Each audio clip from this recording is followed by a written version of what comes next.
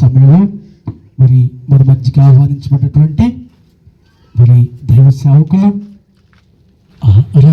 Doctor సవాది Shyamaraju గారికి సమయాన్ని అప్పగిస్తున్నాము. వారు మరి వారికి ఈ సమయాన్ని కుదిస్తారు, పొడిగిస్తారు, వారికి వదిలేస్తున్నాము.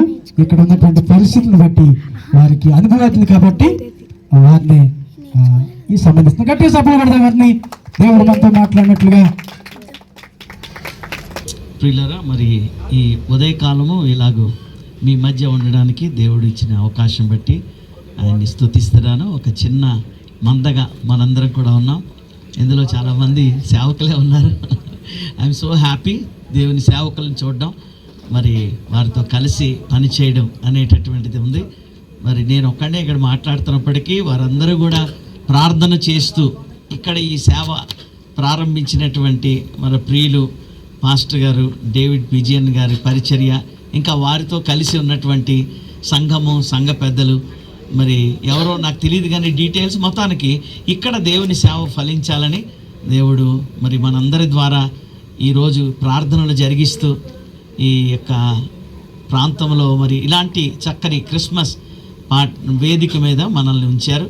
అన్న ఆల్రెడీ మరి మంచి సందడితో కూడిన పాట పాడారు. నిజమే, ఎక్కడ చూసినా సందడి. క్రైస్తవ ప్రపంచం అంతా కూడా ఒక గొప్ప సందడితో నిండిపోయిన సమయాలు ఇవి. దానికి తోడు మన తెలంగాణ గవర్నమెంట్ ప్రభుత్వం వారు చాలా సహకారులుగా ఈ సంవత్సరం మాత్రం గవర్నమెంట్ జీవోఏ పాస్ చేశారు. క్రైస్తవులు మీరు చక్కగా పండగ జరిపించుకోండి, మీ కార్యక్రమాలు మీరు నిర్భయంగా పెట్టుకోండి, మేము మీకు ప్రొటెక్షన్ ఇస్తాం, మేము మీకు సహకారులుగా ఉంటామని చక్కగా మరి గవర్నమెంట్ నుంచి మన తెలంగాణ ముఖ్యమంత్రి గారు, అలాగే పోలీస్ డిపార్ట్మెంట్ వారు ఎంతో మరి కోఆపరేటివ్గా గవర్నమెంట్ ఆర్డర్స్ పాస్ చేయడం వలన క్రైస్తవ లోకం మరింకెక్కువ ఉజ్జీవంగా కార్నవాలీస్ కూడా తీస్తున్నారు. ఇప్పుడు అంటే మరి వీధుల్లో పాటలు పాడుకుంటూ మరి ప్రొసెషన్స్గా మరి ఊరేగింపుగా వెళ్ళి దేవుని సువార్తను ప్రకటించడం అనేది చాలా మరి పట్టణాల్లో లేక మన పట్టణంలో కూడా ఇది జరుగుతుంది. మరొకసారి నేను డేవిడ్ విజయన్ గారిని కంగ్రాచులేట్ చేస్తున్నాను. ఇంతకుముందు ఒకసారి నన్ను దేవుని సేవకుల pastors meeting, morning breakfast meeting పిలిచారు. అది కూడా అది దాటి ఇక్కడికి వచ్చాను నేను. ఇంకా ముందుకెళ్ళాలండి. ఓకే, మొత్తానికి అది కూడా నాకు ఇలాగే కనబడింది. నేను అన్నాను మరి అదేంటి ఇదేంటంటే అది వేరు ఇది వేరు అన్నారు. మంచిది. అనేక మంది దేవుని సేవకులు ఈ చిన్న పరిచర్యను బలపరిచారని మరి అయ్యగారు సాక్ష్యం ఇచ్చారు. సౌండ్ సిస్టమ్ తీసుకొచ్చారు, మరి మైక్ తీసుకొచ్చారని. అలాగే మరి లాస్ట్ ఇయర్ కూడా ఇక్కడికి వచ్చి దేవుని వాక్యం చెప్పి ఈ పరిచర్యను బలపరిచారు అని వారు సాక్ష్యం ఇచ్చారు. నిజమే, మరి దేవుని యొక్క రాజ్యము అనేది ఒక ఆవగింజ వలె అది ప్రారంభించబడి అది మహావృక్షంగా అభివృద్ధి పొందుతుందని ప్రభువైన యేసుక్రీస్తు వారే తెలియచేశారు. గనక ఇలాగూ ప్రారంభించబడుతున్నటువంటి ఈ పరిచర్య ఇంకా అంచెలంచెలుగా అభివృద్ధి పొందుతూ రాబోయేటటువంటి దినాల్లో విస్తరించాలన్నది మన ప్రార్థన. మరి నాకు తెలిసిన దేవుని సేవకులకు కూడా మరి ఇక్కడ నేను చూడడం జరిగింది చాలా కాలం తర్వాత. మరి అలాగే బ్రదర్ నిన్నటి దినాన్ని కలిసామయ్యి బ్రదర్ని బంగారాజు గారు మరి మా చర్చ్లో నిన్న ఈ అల్వాల్ పాస్టర్స్ ప్రేయర్ ఫెలోషిప్ అని ఏపీపీఎఫ్ ఈసారి మీ దగ్గర పెడతాం పాస్టర్ గారు అన్నారు మా కమిటీ వారు. సరే బ్రదర్ అలా పెట్టండి అని చెప్పాను. అయితే నిన్న ఆ సహవాసం కూడా అదే ప్రాంతాల్లో ఉండేవారు కనుక మరి బంగారాజు గారు మేమందరం కూడా నిన్న అక్కడ చక్కని సహవాసంలో ఉన్నాం. ప్రియులరా, మరి మీతో కలిసి కొన్ని మాటలు, కొన్ని నిమిషాలు దేవుని వాక్యాన్ని ధ్యానించాలనుకుంటున్నాను. దానికన్నా ముందుగా ఒకసారి బిల్లీ గ్రహామ్ గారు ప్రపంచవ్యాప్తంగా యేసు ప్రభువుని గురించి కొన్ని కోట్ల మందికి ప్రకటించిన సువార్తికుడు, అప్పుడు ఇప్పుడు ఎప్పుడు నంబర్ 1గా నిలబడినటువంటి వారు మరి డాక్టర్ బిల్లీ గ్రహామ్ అనేటటువంటి ఆయనని గురించి వినని వారు ఉండరు. మరి ఈయన అమెరికా దేశంలో నార్త్ క్యారోలినా అనేటటువంటి రాష్ట్రంలో వారు జీవించారు, మరణించారు, ప్రభువులో నిద్రించారు. సుమారు దగ్గర ఆయన 99 సంవత్సరాల వరకు కూడా ఆయన జీవించినట్టు మరి లెక్కలు. ఏదైనా 90వ బర్త్డే 90th బర్త్డే జరుపుకుంటున్నప్పుడు, లేక ఆయన యొక్క మనవాళ్ళు మనవరాళ్ళు చాలామంది ఆ బర్త్డే సెలబ్రేట్ చేస్తూ ఆయన నడవలేరు కనుక వీల్ చైర్లో, అంటే చక్రాల కుర్చీలో ఆయన కూర్చోబెట్టి ఇలాంటి వేదిక మీదకి తీసుకొచ్చారట. ఆయనకి ఆల్జైమర్స్ అనేటటువంటి ఒక వ్యాధి ఉండేది. కాళ్ళు చేతులు వణకడము, నోరు తడబడడం అవి. అయినప్పటికీ కూడా 2 మాటలు ఆయన చెప్తానన్నారట. అంటే ఆయన సరే చెప్పండి అని వీల్ చైర్లో కూర్చున్న ఆయనకి మైక్ అందిస్తే ఆయన ఇలా చెప్పారటండి. ఏమని చెప్పారంటే, నేను ఇప్పుడు వేసుకున్నటువంటి ఈ సూట్ ఏదైతే ఉన్నదో, నా కోట్ కానీ, నా ప్యాంట్స్ కానీ, నా షర్ట్, టై కానీ, ఈ సూట్ అంతా కూడా చాలా ఖరీదైనది. ఎన్నో వేల డాలర్లతో ఇది మరి కొనబడ్డది. దీన్ని నా గ్రాండ్ చిల్డ్రన్, అంటే నా యొక్క మరి మనవాళ్ళు మనవరాళ్ళు వీళ్ళందరూ కలిసి కొంచెం నెమ్మది, శబ్దాలు కొంచెం తక్కువ చేయాలి.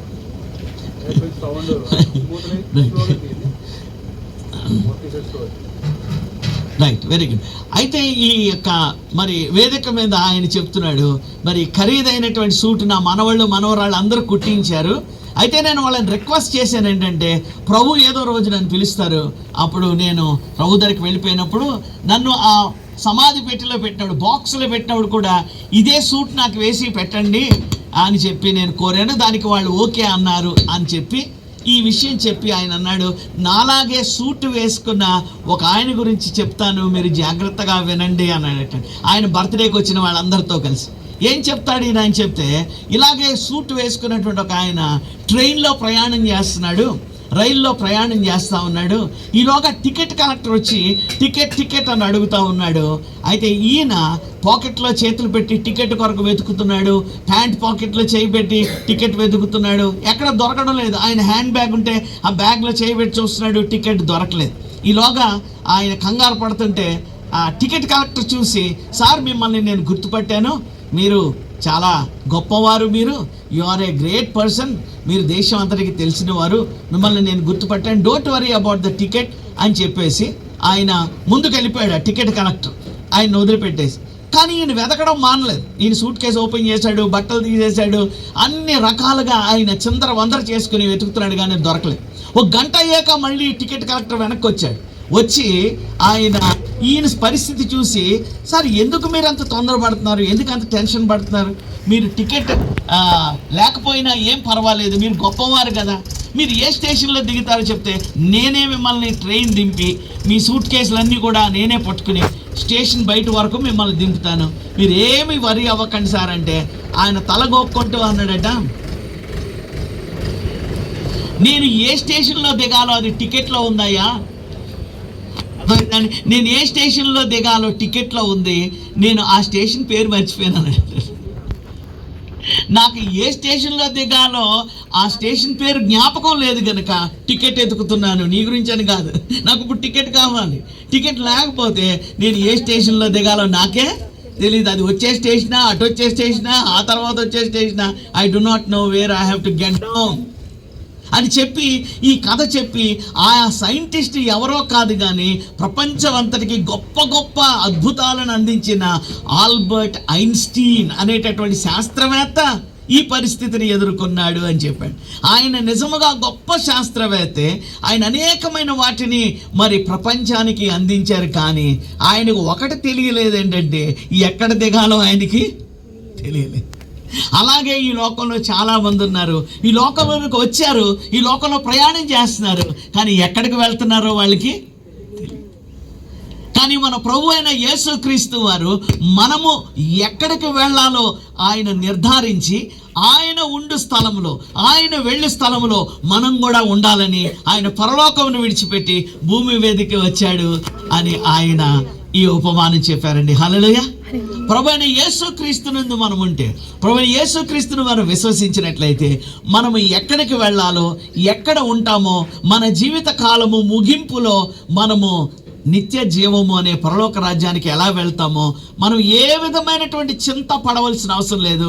ఆ సైంటిస్ట్ గారు ఆ ట్రైన్లో వెతుక్కున్నట్టుగా వెతుక్కోవాల్సిన అవసరం లేదు. కానీ ప్రభువైన యేసుక్రీస్తు ద్వారా మనం ఆయన ఉండే స్థలానికి వెళ్తాం. ఈ భరోసా ప్రభువే మనకి ఇచ్చాడు. ఆయన అన్నాడు, నేనే మార్గమును నేనే సత్యమును, ఐఎమ్ ద వే అని అన్నాడు. పరలోక రాజ్యానికి నేనే మార్గము, నా ద్వారా తప్ప ఎవ్వరును ఆ తండ్రి వద్దకు చేరలేరని చెప్పి ఉన్నాడు. యోహాను సువార్త 10వ అధ్యాయంలో ఐ యామ్ ద డోర్ అని అన్నాడు. నిత్య జీవము, పరలోక రాజ్యమునకు వెళ్ళడానికి నేను ద్వారమునై ఉన్నాను. ఈ ద్వారములో ప్రవేశించేవాడు రక్షింపబడతాడని దేవుని వాక్యం చెబుతుంది. ప్రియులారా, ఇంత గొప్ప మరి ఆ అవకాశాన్ని ప్రభువు మనకు దయచేశాడు. ఈ క్రిస్మస్ దినాల్లో మనం దానినే జ్ఞాపకం చేసుకుంటున్నాం. అయితే ఇంత గొప్ప రక్షణ సువార్త, ఇంత గొప్ప రక్షకుడిని మెల్లమెల్లగా ఈ లోకం ఏం చేయడం మొదలుపెట్టిందంటే, ఆయనను పక్కకి అలాగ జరపడం మొదలుపెట్టింది. ఆయనను పక్కకి మెల్లగా నెట్టడం మొదలుపెట్టింది. ఏమండి, ఆ స్థానంలో ఏవేవో కొత్త కొత్తవి వచ్చి కూర్చున్నాయి. చాలామందికి ఏమండి క్రిస్మస్ అనగానే యేసుక్రీస్తు అని ప్రపంచంలో చెప్తున్నాను, యేసుక్రీస్తు అని తెలిసేదానికన్నా క్రిస్మస్ అనగానే క్రిస్మస్ తాతే ఎక్కువ పాపులర్ అటండి. ఇవి సెన్సస్ చెప్తే నేను కాదని చెప్పేది.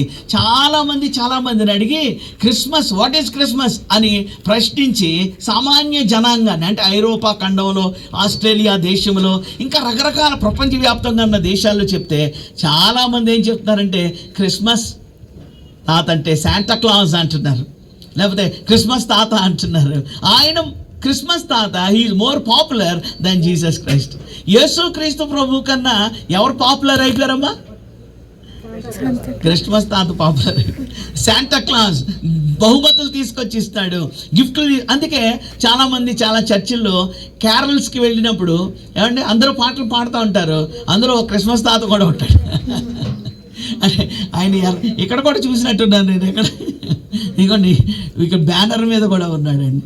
మంచిదే, ఆయన కథ మంచిదే. క్రిస్మస్ తాత కథ మంచిదే. ఆయన మరి బాధల్లో ఉన్న వాళ్ళకి గిఫ్ట్లు ఇచ్చాడని, లేకపోతే కష్టాల్లో ఉన్న వాళ్ళకి గిఫ్ట్లు ఇచ్చాడని సెయింట్ నికోలస్ అనేటటువంటి ఒక చర్చి ఫాదర్ గారు అలా చేశారని మంచి మంచి అనుభవాల నుంచి వచ్చిన కథే. కానీ ఎంత మంచివారైనా యేసుక్రీస్తు ప్రభు స్థానాన్ని తీసుకోవడానికి వీలు లేదు. హల్లెలూయా చెప్తారమ్మా?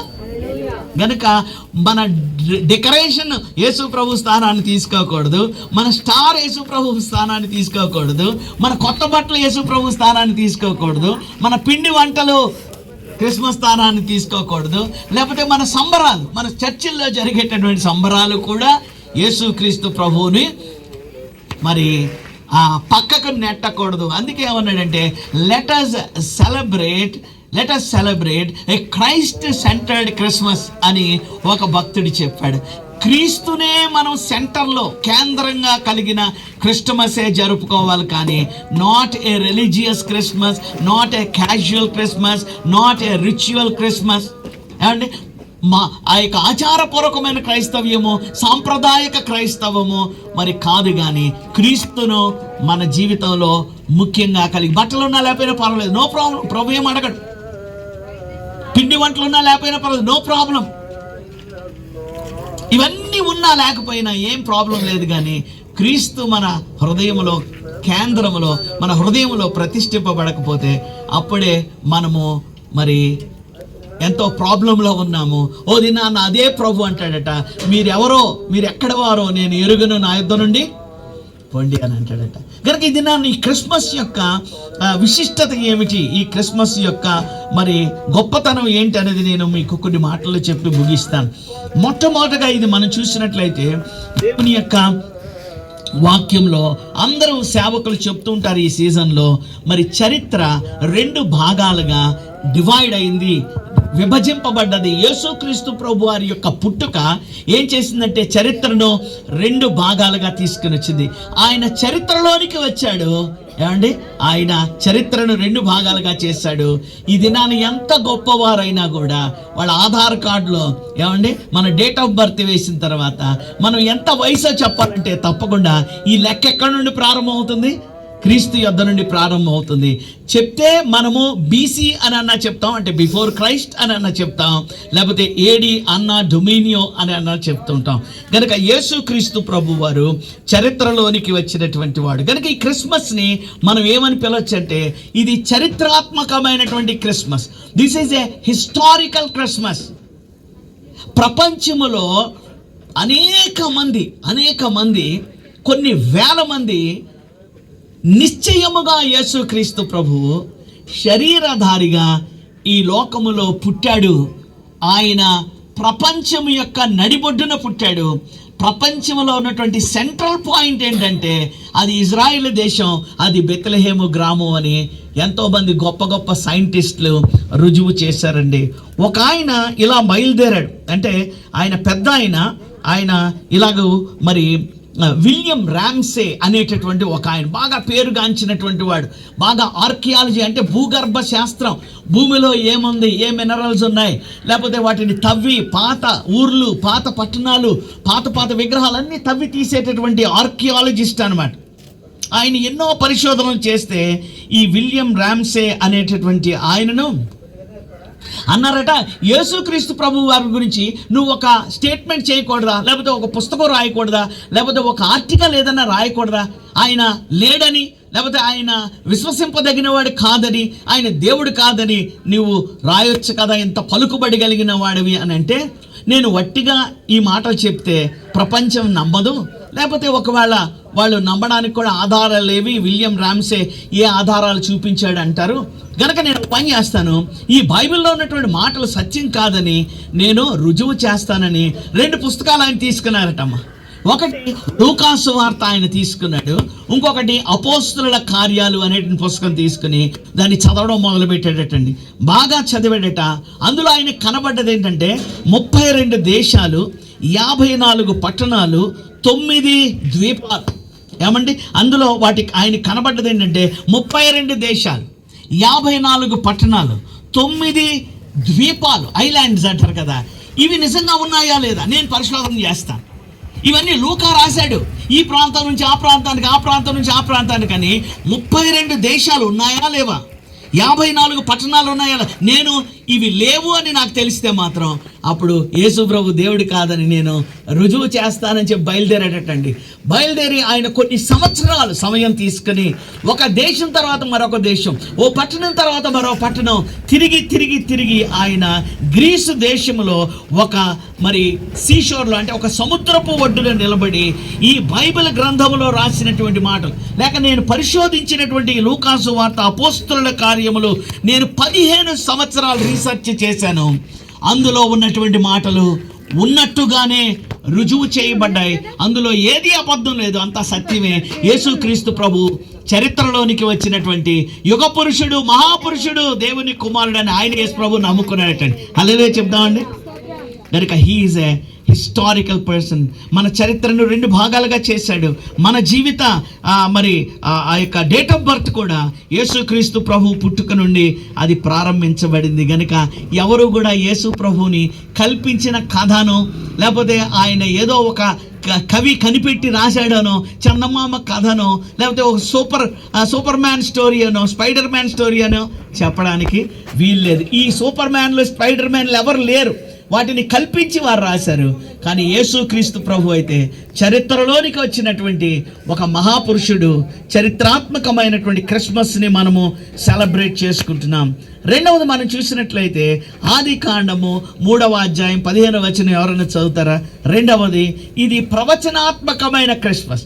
This is a prophetical Christmas అని బైబిల్ చెప్తుంది. ఎలాగో ఇది ప్రవచనాత్మకమైందో ఒక్కసారి చూడండి.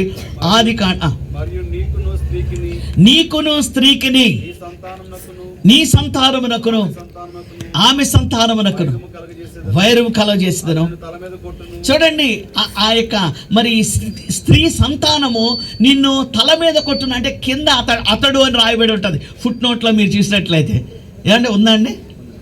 గనక అతడు నిన్ను తల మీద కొట్టును, గనక అంటే మనుష్య కుమారుడు, దేవుని కుమారుడు సాతాను యొక్క తల చితుక కొట్టును, నీవు ఆయన మడమి మీద కొట్టదు అని రాయబడింది. అంటే ఎప్పుడైతే ఆదాము అవ్వలు పాపములో పడ్డారో, ఎప్పుడైతే మానవాళి దేవునికి అవిధేయతతో పాపములో పడిపోయిందో, అప్పుడే దేవుడు ఒక ప్రవచనం ఇచ్చాడు.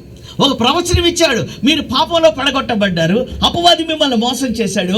ఓ అపవాది, నువ్వు మొదటి నుండి కూడా అబద్ధికుడుగా ఉన్నావు, but a day will come, రానైన దినముల్లో ఒక దినం రాబోతుంది, నా ప్రియ కుమారుడైన యేసుక్రీస్తు మనుష్య కుమారుడు నీ తల చిత్త కొడతాడని దేవుడే ప్రవచనం చెప్పాడండి. ఆదికాండం 3:15 చెప్పిన ప్రవచనం ప్రియులారా 2000 సంవత్సరాల క్రితము ప్రభుని యేసుక్రీస్తులో నెరవేరింది. ఇంకా చూడండి ప్రియులారా, సంఖ్యాకాండము 24:17 కూడా చదువుతారా? సంఖ్యాకాండము 24 అధ్యాయం 17వ వచనం చదువుతారండి. సంఖ్యాకాండం 24:17 చదువుతారు.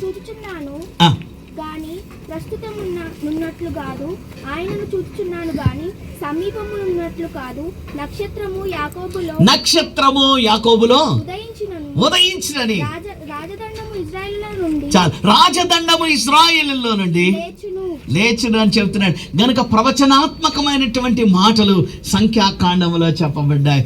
ఇదిగో మరి నక్షత్రము యోధాలో నుండి ఉదయించును.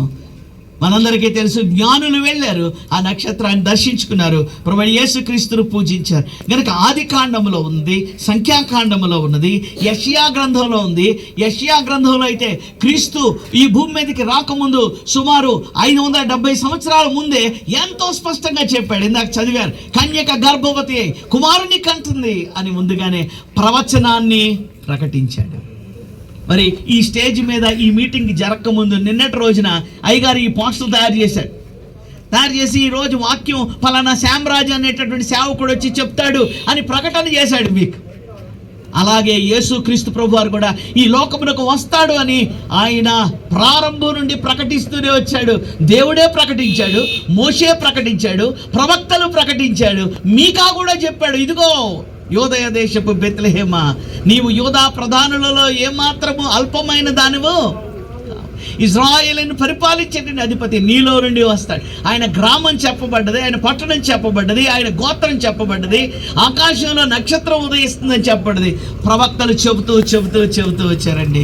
ఎన్నో వందల వేల ప్రవచనాలు పాత నిబంధన గ్రంథంలో యేసుక్రీస్తులో నెరవేరే గనుక మనం సెలబ్రేట్ చేసుకునేటటువంటి Christmas, this is a prophetical Christmas, అంటే ప్రవచనాత్మకమైనటువంటి క్రిస్మస్ అని దీని గురించి మనం చెప్పుకోవచ్చు.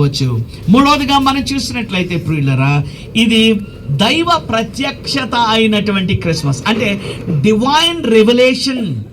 దేవుడే తన్ను తాను ప్రత్యక్షపరుచుకున్నాడు, దేవుడే తన మార్గాన్ని ప్రత్యక్షపరిచాడు, దేవుడే తనను తాను వెల్లడి చేసుకున్నాడు. అప్పటి వరకు ఎవరికి దేవుడు ఎలా ఉంటాడో, ఎవరో ఏంటో ఆయన విషయాలు పూర్తిగా ఎరుగని వారంగా మానవాళి ఉన్నది. వెతుకుతున్నాం దేవుడు ఎక్కడున్నాడు. అవును, దేవుని యొక్క కనికరం మనం పొందాలి, వెతుకుతున్నాం. దేవుని ప్రేమను పొందాలి, వెతుకుతున్నాం. దేవుని దగ్గరికి చేరాలి, వెతుకుతున్నాం. కొండల్లో, కోనల్లో, చర్చిల్లో, మరి దేవాలయాల్లో వెతుకుతున్నాం మానవాళి అంతా. కానీ ఒక రోజు వచ్చింది, ఆ రోజు ఇక వెతుకులాట మీరు ఆపండి, మీరు ఇక వెతకవలసిన అవసరం లేదు, నేనే మిమ్మల్ని వెతుక్కుంటూ వచ్చానని యేసయ్య చెప్పారండి. హల్లెలూయా. చూడండి, యోహాను సువార్త 1వ అధ్యాయము 18వ వచనం చదువుదాం. యోహాను సువార్త 1వ అధ్యాయం మనందరికీ తెలిసినటువంటి మాటలే. 18వ వచనం ముందు చదువుదాం, 14వ వచనం తర్వాత చదువుదాం. మళ్ళీ ఒకసారి చదువుతారండి ఎవరు? ఎవడును ఎప్పుడైనాను దేవుని చూడలేదు, తండ్రి రొమ్మున ఉన్న ఆ తండ్రి రొమ్మున ఉన్నటువంటి యేసుక్రీస్తు అనే అద్వితీయ కుమారుడే ఆ పరలోకమందున తండ్రి ఎవరో, ఎలా ఉంటాడో, మనల్ని ఎలా ప్రేమిస్తున్నాడో, మనం ఎక్కడికి రావాలని కోరుకుంటున్నాడో, మనకు ఎలా సహాయం చేయాలో ఆయన బయలుపరిచాడు, ఆయన తెలియచేశాడు, ఆయన మనకి వెల్లడి చేశాడు. గనుక దేవుని ప్రేమను, దేవుని మనస్సును ప్రభువైన యేసుక్రీస్తు ద్వారా మనం తెలుసుకున్నాము. ఎవరు ఎప్పుడు దేవుని చూడలేదు, దేవుడు ఆత్మస్వరూపి అయి ఉన్నాడు. మానవులమైన మనము రక్త మాంసాల్లో ఉన్నాం, మనం దేవుని కలుసుకోలేము, దేవుని సన్నిధిలో ఉండలేము, దేవునితో సహవాసం చేయలేము. కానీ మనలను కూడా పునరుద్ధాన శక్తితో ఆత్మస్వరూపులుగా మార్చి తనతో సదాకాలము జీవింప చేసుకునేటటువంటి పరలోకమందున తండ్రి తన కుమారుణ్ణి బయలుపరిచినప్పుడు ఆయన వచ్చి దేవుణ్ణి మనకి తెలియచేశాడు. ఎలా తెలియచేశాడు? ఆయన 14వ వచనంలో చెప్పాడండి. ఒకసారి చూడండి, 1:14 చూడండి. ఆ దేవుని దగ్గర ఉన్నటువంటి దేవుని కుమారుడే ఏం చేశాడు? శరీరం ధరించుకున్నాడు, మీలాగా నాలాగా రక్త మాంసాల్లో పాలుపంపులు పొందాడు. ఆ వాక్యమే శరీరధారి అయి కృపా సత్య సంపూర్ణుడిగా మన మధ్య నివసించను. ఆయన మన మధ్యకు వచ్చేసాడు, మన మధ్య నివసించాడు. మనవలే ఆయన ఈ లోకములో పుట్టాడు. ఆయన ధనవంతులకు మాత్రమే అందుబాటులో ఉంటాడేమో అని ధనవంతుల ఇంట్లో పుట్టలేదు, కానీ ఆయన కడు బీదగా పుట్టి ఉన్నాడు. నేను అనుకుంటాను కొన్నిసార్లు ఆయన ఎంతో బీదవాడిగా మారిపోయాడు, ఎంతో దీనుడుగా మారిపోయాడు. ఆ పశువుల తొట్టెలో పరుండ పెట్టబడి ఎవ్వరూ కూడా పుట్టినటువంటి బిడ్డ ఉండని స్థలము ఆ పశువుల పాక.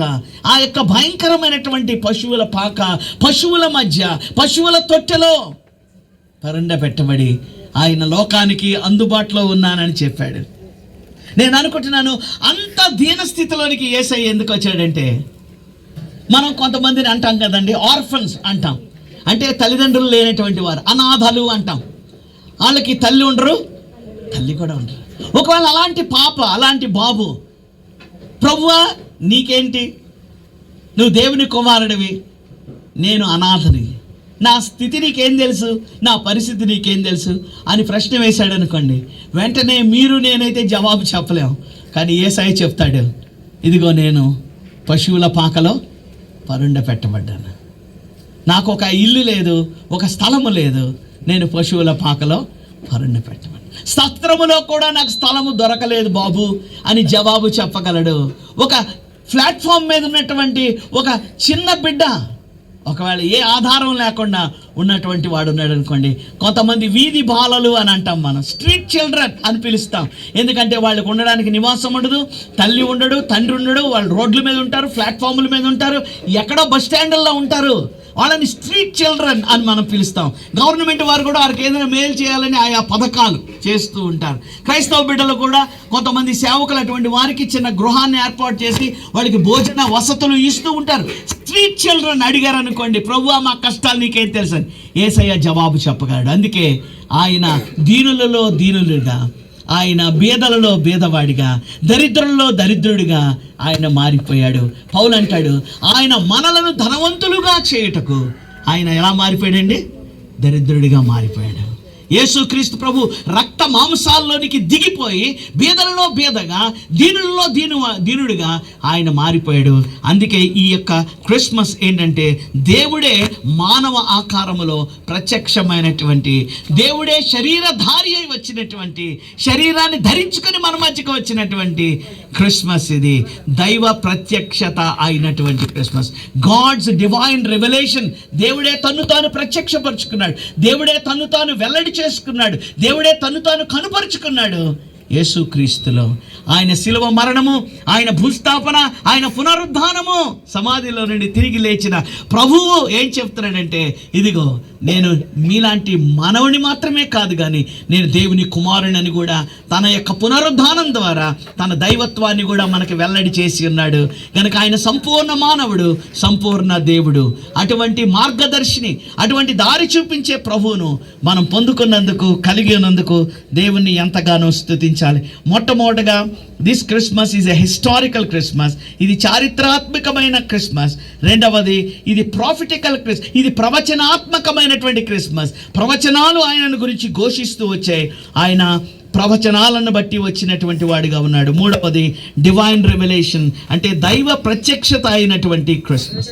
అంటే ఈ మాట ఇంకొంచెం మంచిగా అర్థం చేసుకోవాలంటే నేను చెప్తున్నాను, ఎందుకు దేవుడు మానవ రూపంలో ప్రత్యక్షమయ్యాడు అంటే, ఎందుకే దేవుడే శరీరధారి అయ్యాడంటే, మనము కొన్నిసార్లు చీమలు చూస్తాం కదండి, చీమలు చాలా స్వల్పమైన జీవులు, అల్పమైన జీవులు. ఆ చీమలు వర్షాకాలంలో ఒకవేళ నీళ్ళు వచ్చి కొట్టుకుని పోతున్నాయి, మనం చూస్తున్నాం నీళ్ళు వస్తున్నాయి, ఆ చీమలకు తెలియడం లేదు. ఆ చీమల దగ్గరికి వెళ్ళి మనం అరుస్తున్నాం, ఓ చీమల్లారా చీమల్లారా నీళ్ళు వచ్చేస్తున్నాయి, మీరు అందరూ కూడా కొట్టుకొని పోతారు, చచ్చిపోతారు మీరు అని అరుస్తున్నాం. చీమలకి ఏమన్నా వినబడుతుందా అండి? చీమలకి ఏమైనా అర్థమవుతుందా? ఏం అర్థం కాదు. ఒకవేళ మనమే కానీ చీమలాగా మారిపోయి వాటి దగ్గరికి వెళ్ళగలిగితే మన భాష వాటికి అర్థమవుతుందా? అర్థమవుతుంది. మనం చీమలా మారిపోయామనుకోండి, మనము ఆ చీమలకు చెప్పగలము, ఆ చీమలు అర్థం చేసుకుంటాయి. అలాగే దేవుడు కూడా ఎక్కడో దూరాన్ని కూర్చోలేదు కానీ, ఎక్కడో సింహాసనం వేసుకుని పరలోకంలో ఉండిపోలేదు కానీ, ఆయన సింహాసనాసీనుడైనప్పటికీ, దూతలతో నిరంతరము కొనియాడబడుతున్న వాడైనప్పటికీ, ఆయన అక్కడ నుండి లేచి ఈ దీన స్థితిలోనికి మన మధ్యకు వచ్చేసి, చీమల్లాంటి మన మధ్యకు వచ్చి మనకు చెప్పాడు ఏంటంటే, బాబు ఇదిగో దేవుడు అంటే ఇలా ఉంటాడు, దేవుని ప్రేమ అంటే ఇలా ఉంటుంది, దేవుని మార్గం అంటే ఇలా ఉంటుంది, దేవునిలో ఉన్న పరిశుద్ధత ఇటువంటిది, ఆయన పాపమునకు కర్త కాడు, ఆయన పరిశుద్ధుడైన దేవుడు, ఆయనను వెంబడించే వాళ్ళు పరిశుద్ధులుగా ఉండాలి. కానీ ఎవడు పరిశుద్ధుడున్నాడు? ఎవ్వరూ లేరు. అందరూ పాపంలో పుడుతున్నారు, పాపంలో జీవిస్తున్నారు, పాపంలోనే. అందుకే ఏడుస్తూ దావీదు అన్నాడు, నా తల్లి నన్ను పాపంలోనే గర్భము ధరించింది. ప్రభువా, నేను పాపంలోనే పుడుతున్నాను, పాపంలోనే పెరుగుతున్నాను. అయ్యో, నన్ను ఎవరు రక్షించగలరు? నన్ను ఎవరు పవిత్రపరచగలరు? దేవుని వాక్యం చెప్తుంది ప్రియులరా, యేసు రక్తము ప్రతి పాపము నుండి మనలను పవిత్రులుగా చేస్తుంది. కనుక యేసుక్రీస్తు ప్రభువారు మన కొరకు తాను ఒక పరిశుద్ధుడైనటువంటి దేవుని కుమారుడిగా వచ్చి ఈ లోకంలో ఉండడం మాత్రమే కాదు, ఆ పవిత్రమైన, పరిశుద్ధమైన, నిర్దోషమైన గొర్రె పిల్ల వంటి రక్తాన్ని ఆయన శిలువలో చిందించడం ద్వారా పాపులమైన మనము పరిశుద్ధులుగా మారగలుగుతున్నాం. ప్రభువైన యేసుక్రీస్తునందు విశ్వాసం ఉంచడం ద్వారా, ప్రభువైన యేసుక్రీస్తు ద్వారా మనం నీతిమంతులుగా తీర్చబడి, ఆయన పుస్తకంలో ఫలానా శామ్రాజ్ నీతిమంతుడు, ఒకప్పుడు ఇతడు పాపి అయిన మనుషుడు, నా కుమారుడైన క్రీస్తు ద్వారా లోపలికి వచ్చాడు, నా కుమారుడైన క్రీస్తు రక్తంలో కడుగబడ్డాడు, ఇప్పుడు దేవుని రాజ్యమునకు చెందినవాడని దేవుడే కితాబు ఇచ్చాడు. ఆయన జీవగ్రంథంలో మన పేర్లు రాశాడు. యేసు ప్రభు నుండి విశ్వాసం ఉంచిన వారు రక్షింపబడిన వారై నిత్య జీవం పొందుతారు. అందుకే దేవుడే ప్రత్యక్షమైనటువంటి క్రిస్మస్. ఆఖరిగా ఈ మాట చెప్పి ముగిస్తాను నేను. చూడండి, లూకా సువార్త 19వ అధ్యాయం 10వ వచనం మనందరికీ తెలిసినటువంటి మాట. లూకా 19:10 చదువుతారమ్మా? నశించిన దానిని వెదకి రక్షించుటకు మనుష్య కుమారుడు. చూసారండి, ఎత్తుకొచ్చాడు ఆయన అంటే నశించిన వారిని, కృషించిన వారిని, నిరాశలో ఉన్న వారిని, నిస్పృహలో ఉన్న వారిని, ఏమీ లేని వారిని ప్రోత్సహించడానికి, ధైర్యపరచడానికి ఆయన కనుదృష్టి అటువంటి వారి మీద ఉన్నదని దేవుని వాక్యం చెప్తుంది. ఇంకొక మాట చదువుదాం. ఫిలిప్పీలకు రాసిన పత్రిక 2వ అధ్యాయము 6 నుండి.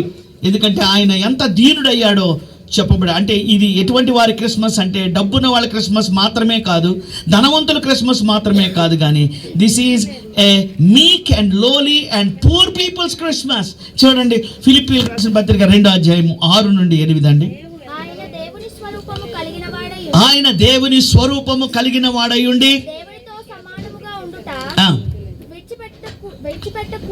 విడిచిపెట్టకూడని భాగ్యము ఎంచుకొనలేదు, కానీ మనుష్యుల పోలికగా పుట్టి దాసుని స్వరూపం ధరించుకొని తన్ను తానే రిక్తునిగా, అంటే ఏమీ లేనివాడిగా చేసుకున్నాడు. యేసయ్య తన్ను తానే ఏమీ లేనివాడిగా చేసుకున్నాడు. అన్నీ ఉన్నవాడే, కానీ ఏమీ లేనివాడిగా మారిపోయాడు. ఆయనే వాలంటరీగా, ఇష్టపూర్వకంగా. అందుకే ఈ క్రిస్మస్ బీదవారి క్రిస్మస్, నశించిన వారి క్రిస్మస్, పాపుల క్రిస్మస్. ఏమీ లేకుండా ఈ యొక్క లోకంలో నిరీక్షణ, నిరాశ, నిస్పృహల్లో కొట్టుమిట్టాడుతున్న వారికి ఇదిగో శుభవార్త, ఇదిగో శుభవార్త. గొర్రెల కాపరుల దగ్గరికి వచ్చాడు. గొర్రెల కాపరులు డబ్బున్న వాళ్ళు కాదు, ధనవంతులు కాదు, ఏదో పేరు ప్రఖ్యాతలు ఉన్న వాళ్ళు కాదు, కానీ వాళ్ళ దగ్గరికి దేవుడు వచ్చాడు, దేవుని దూత వచ్చాడు, వాళ్ళని ప్రేమించాడు. ఇదిగో లోకరక్షకుడు పుట్టాడు అని ఆ సువార్త, ఆ మహిమ కలిగిన వార్త తీసుకొచ్చాడు. కనుక దేవుని బిడ్డలారా, మనం సెలబ్రేట్ చేసుకోవాలా, సంతోషంగా ఉండాలి. దేవునికి ఏ విధమైన తారతమ్యం లేదు, ఏది భేదాభిప్రాయం లేదు. ఆయన గొప్ప వాళ్ళ దగ్గరే ఉంటాడు, ఎక్కువ మంది వస్తేనే ఉంటాడు, పెద్ద సంఘంలోనే ఉంటాడు. నో, ఎక్కడ 2 లేక 3 కూడి ఆయన నామమున ఉంటారో వారి మధ్యకి ఆయన మన మధ్య ఉన్నాడా లేదు చెప్పండి అమ్మా. దేవుని బిడ్డలారా, మనం కూడా ఏమి నిరాశ పొందడానికి వీల్లేదు. నిరీక్షణతో కూడా, సంతోషముతో, విశ్వాసముతో దేవుడిలో మనం ముందుకు సాగి వెళ్ళాలి. 4 మాటలు చెప్పాను నేను. 1 చరిత్రాత్మకమైన క్రిస్మస్ ఇది, 2వది ప్రవచనాత్మకమైన క్రిస్మస్ ఇది, 3వది దేవుడే ప్రత్యక్షమైన క్రిస్మస్ ఇది, 4 నశించిన వారిని వెదకడానికి వచ్చిన క్రిస్మస్ ఇది. హల్లెలూయా, హల్లెలూయా.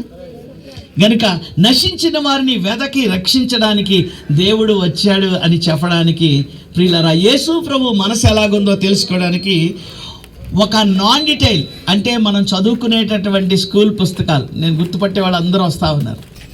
ఒక చిన్న ఉదాహరణ చెప్పేసి నేను ముగిస్తానమ్మా. యేసుక్రీస్తు ప్రభు మనసు ఎలా ఉందో మీకు చెప్పడానికి మనము 4 రకాలైన క్రిస్మస్ని గురించి ఈరోజు ధ్యానించాం.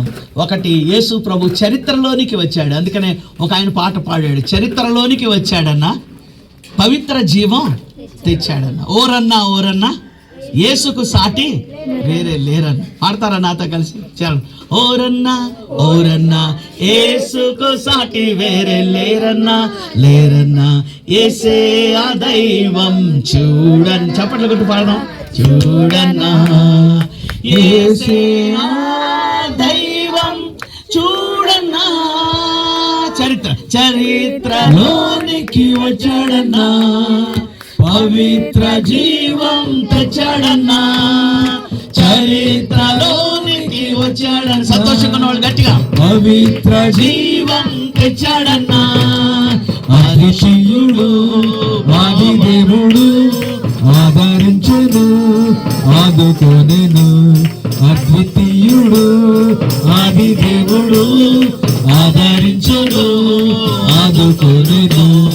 ఓరన్నా ఓరన్నా యేసుకు సాటి వేరే లేరన్నా, లేరన్నా యేసే ఆ దైవం చూడన్నా, చూడన్నా యేసే ఆ దైవం చూడన్నా, యేసే ఆ దైవం చూడన్నా. హల్లెలూయా, హల్లెలూయా. ఆయన చరిత్రలోనికి వచ్చాడు, ఆయన మనకు నిత్య జీవం తీసుకుని వచ్చాడు. ప్రియులారా, ప్రాఫిటికల్ క్రిస్మస్, మరి మనం హిస్టారికల్ క్రిస్మస్ అని చెప్పాను, ప్రాఫిటికల్ క్రిస్మస్ అని చెప్పాను, డివైన్ రివెలేషన్ అంటే దేవుడే ప్రత్యక్షమైన క్రిస్మస్ అని చెప్పాను, నశించిన వాళ్ళని వెదకడానికి వచ్చినటువంటి క్రిస్మస్ అని చెప్పాను. ఇది హ్యాపీ క్రిస్మస్, లోకమంతటికి సంతోషకరమైన శుభవర్తమానము అని దేవుని దూత చెప్పినటువంటి మాట. This is not for Christians. ఇది కేవలము క్రిస్మస్ క్రిస్టియన్స్కి మాత్రమే కాదు, యేసుప్రభు నమ్మిన బిడ్డలకు మాత్రమే కాదు, ఇది అందరికీ కొందరికి కాదండి. క్రిస్మస్ ఎందరికండి? అందరికీ. కనుక we can celebrate with all people. అందరితో కలిసి మనం సెలబ్రేట్ చేసుకునేటటువంటి క్రిస్మస్.